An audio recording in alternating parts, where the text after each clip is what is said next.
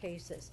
We give partial stories, and we lead people to think one thing, and without, there's a way that you can say anything so you can imply something.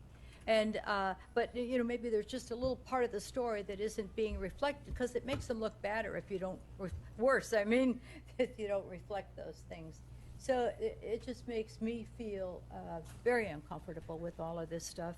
And I could never sign anything that says he has to go to the cops. I mean, the cops have to go after him because I saw him spend money. I actually saw him spend money on these things all by himself, never asking for reimbursement, but going in and outfitting some of these houses. He was just so proud of.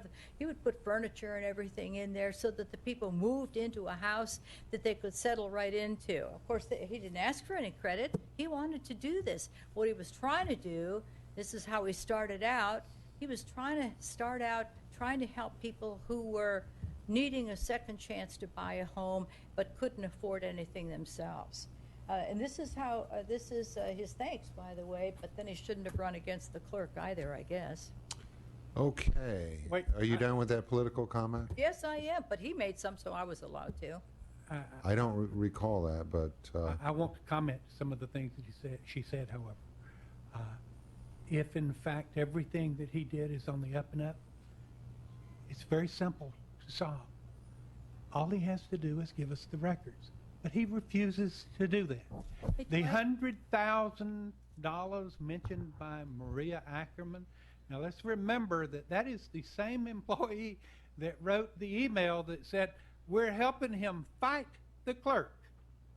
But in addition to that, that is the $100,000, Commissioner Fiala, that is administrative cost. Now, I don't know who it was that stole it, but either the county stole it or he stole it, because both of you can't claim it. So y'all choose and let me know. Dwight, well, it wasn't in the I contract. just wanted to ask one more question, and this is just a very legitimate, honest question. You say that he had no records to show he didn't spend money, right? Is that what you said? That is correct. If you did spend the money, how would you have any records to know you didn't spend the money? I don't understand that. I mean, just as a person, how can I prove I didn't spend money on groceries when I didn't spend money on groceries? I'm not asking him to prove a negative. I'm asking him to prove a positive. Right. Provide me with the records that support what you're saying you spent. Problem is, you can't commingle funds in the government with private funds, Commissioner. You're not catching the drift.